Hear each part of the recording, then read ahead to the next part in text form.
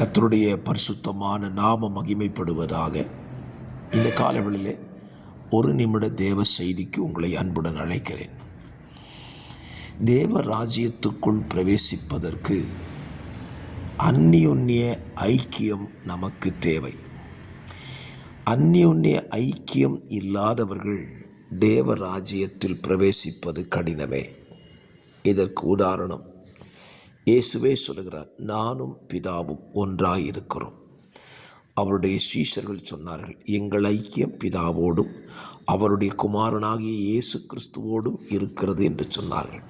ஆம், என்னை கேட்கிற கர்த்தருடைய பிள்ளைகளே, தேவராஜ்யத்துக்குள் பிரவேசிக்க விரும்புகிற நீங்கள் பூமியிலே தேவனோடும் தேவன் தந்த ஜனங்களோடும் அந்யோன்ய ஐக்கியத்தில் நிலைத்திருங்கள். தேவராஜ்யம் உங்களுக்கு நிச்சயமாய் சொந்தமாகும். God bless you.